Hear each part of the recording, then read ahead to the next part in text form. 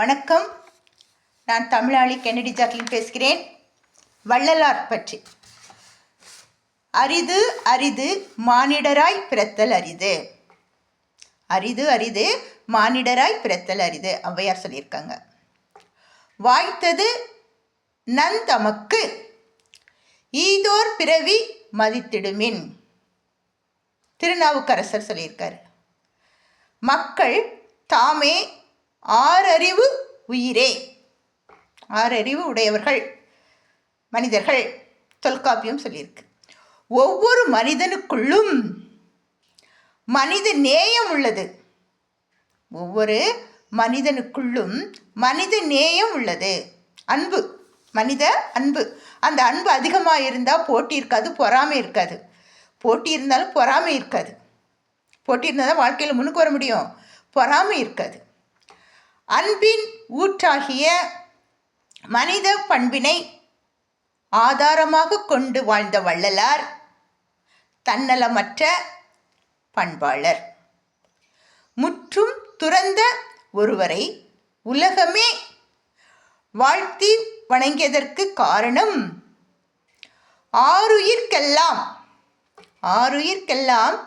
அன்பு செய்து வாழ்ந்த அயராத மனிதநேயம். அயராத மனிதநேயம். நாம ரூபம், நாம நம்ம எந்த ராமனாலும் போட்டுக்கலாம், சரியா? நெத்தியில் நீளமாக மேலே நிற்கிழுப்பாங்க, இப்படி மேலே நிற்கிழுப்பாங்க. அப்புறம் 3 பட்டை போடுவாங்க. நாம எப்படி வேணாலும் போட்டுக்கலாம்.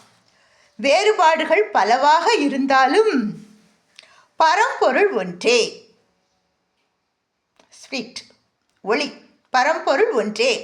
அப்பரம்பொருள் ஆனவரை ஒவ்வொரு உயிரிடத்தும் வாழ்கின்றார். பரம்பொருள் தான் ஒவ்வொரு உயிர்களிடத்தும் வாழ்கின்றார். ஒன்றே குலம் ஒருவனே தெய்வம் என்பார் திருமூலர். ஒன்றே குலம் ஒருவனே தெய்வம், ஒரே ஒருத்தர் தான் தெய்வம். சைவ சித்தாந்த மார்க்கத்தில் சன்மார்க்கம் சிறப்பானது. அந்த சன்மார்க்கம் எதை குறிக்கிறதுனா மனித நேயத்தை குறிக்கிறது.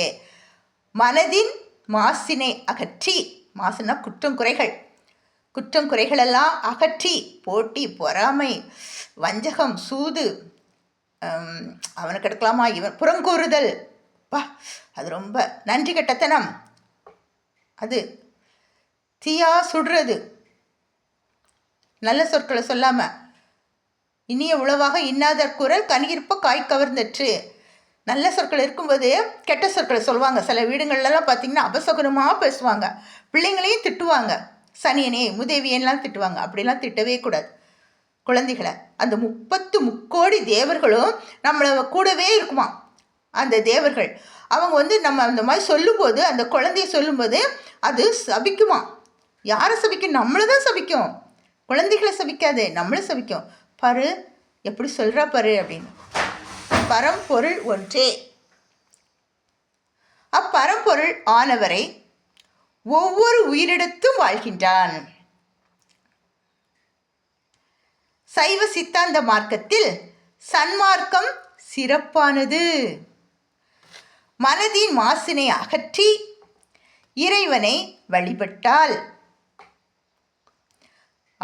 நம்ம குற்றங்கள் அழுக்குகளெல்லாம் போக்கிட்டு இறைவனை வணங்கினால் இறைவனை காண முடியும்.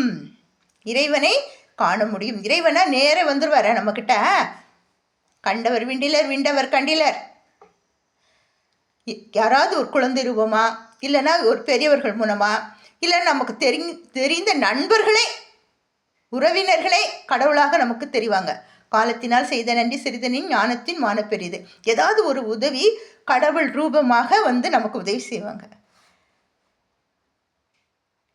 இறைவனை காண முடியும். சில சமயம் நம்ம நிறைய தவறுகள் செஞ்சுருப்போம், தப்பு செஞ்சுருப்போம், எவ்வளவோ தடவை மன்னிப்பு கேட்டிருப்போம்.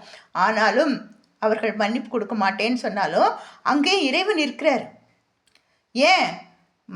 அவங்க மனதில் மன்னிச்சிருப்பாங்க, வெளியில் அதை காட்டிக்க மாட்டாங்க. மன்னிச்சுக்கங்கன்னு நம்ம சொல்லுவோம், சாரின்னு சொல்லுவோம், லாட் ஆஃப் சாரின்னு கூட சொல்லுவோம். ஆனாலும் அவங்க என்ன பண்ணுவாங்க, அதுக்கு நமக்கு பதில் தர மாட்டாங்க. காரணம் என்ன தெரியுமா? மனதில் மன்னித்து விட்டேன் அப்படின்னு அர்த்தம். மனதில் மன்னித்து விட்டேன், மன்னிக்க வேண்டும். பைபிளில் கூட சொல்லியிருக்கு, 7 தடவை மன்னி அப்படின்னு சொல்லியிருக்கு. அதனால் மன்னிப்பார்கள். மனித நேயம், அன்பு உள்ளவர்கள் தான் நம்ம பழகுவோம். அன்பு இல்லாதவர்கள்ட்ட நம்ம பழகுவோமா? பழக மாட்டோம். ஏன்னா அவங்க எப்போ பாய்வார்களோ, தடாலடி திடீர் பாய்ச்சல்ன மாதிரி திடீர் நம்மளை தாக்குனாலும் தாக்கிடுவாங்க. அன்பு அன்பை தான் நேசிப்பாங்க. இறைவனை காண முடியும். அருள் பெருஞ்சோதி தனி பெருங்கருணை.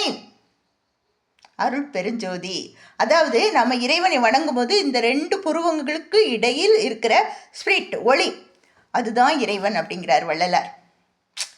அதனால தான் எல்லாரும் என்ன பண்ணுவாங்க, அந்த பொட்டு வச்சுக்கோங்க அப்படின்னு சொல்லுவாங்க. அந்த பொட்டு வச்சுக்கிட்டாங்கன்னா நம்மளை யாராவது நம்மளை தாக்குனா கூட, நம்மளை திஷ்டி வந்துச்சுன்னா உடனே அது தாக்காதான். சில பேர் என்ன சொல்லுவாங்க அந்த செய்வனெல்லாம் வைக்கிறாங்க அப்படி இப்படின்னு சொல்லுவாங்க தானே, அது கூட நம்மளை தாக்காது, அண்டாது. அதான் அருள் பெருஞ்சோதி தனி பெருங்கருணை.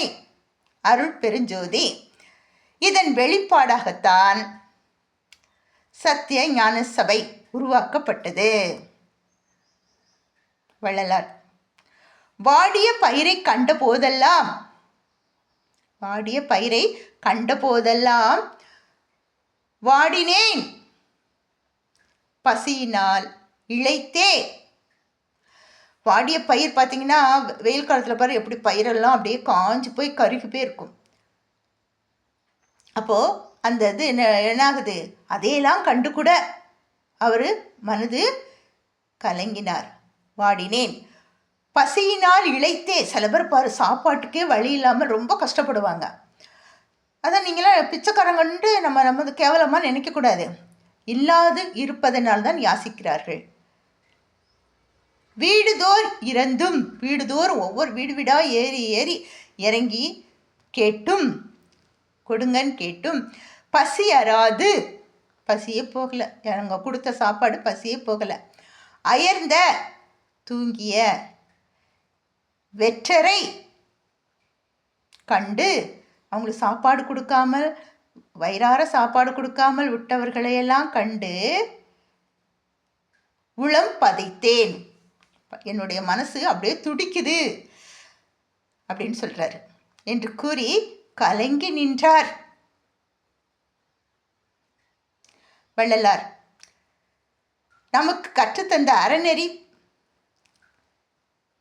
படி வாழ்ந்து மனித நேயம் காப்போம்,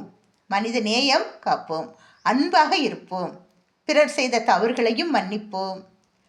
விரோதியாக யாரையுமே நினைக்கக்கூடாது, பகைவர்களாக நம்ம நினைக்கக்கூடாது, குற்றம் கடியக்கூடாது. நீ இப்படி செஞ்சா அப்படி செஞ்சன்னு அவர்களுடைய போக்கு அது. அதனால் அவர்களுடைய குற்றத்தை அப்படியே விட்டுறவும் கூடாது. தக்க சமயத்தில் எடுத்து உரைக்க வேண்டும். அவங்க நல்ல சமாதானமாக அமைதியாக அன்பாக இருப்பாங்கள்ல, அப்போ பேசும்போது நம்ம சொல்லலாம், எடுத்து சொல்லலாம். அன்பு தான், சன்மார்க்கம்தான். அன்பே சிவம். சிவபெருமான் தொல்காப்பியத்திலே சொல்லியிருக்கு அன்பே சிவம் அப்படின்னு. அன்பே சிவம்னா என்னன்னு சொல்லியிருக்கு. அதனுடைய விளக்கங்கள்லாம் நான் இன்னொரு நாளைக்கு சொல்கிறேன். சாதாரணமாக இல்லை. அன்பே அப்படின்னா என்ன அப்படிங்கிறதுக்கு சிவன் என்று அர்த்தம். தொல்காப்பியத்தில் சொல்லுது அன்பே. நீங்கள் சொல்லுவீங்க அன்பே இன்னொன்னே, அது எப்பா அது கொச்சை சொல்லு இப்படி சொல்லிட்டாங்களே அப்படி சொல்லிட்டாங்களேன்னு நினைப்பீங்க. இன்னும் இல்லை, தொல்காப்பியத்தில் சொல்லியிருக்கு அன்பே அப்படின்னா சிவனேன்னு அர்த்தம், சிவபெருமானே அப்படின்னு அர்த்தம். அதனால் அன்பு செய்யுங்கள், மனித நேயத்துடன் இருங்கள். நன்றி, வணக்கம்.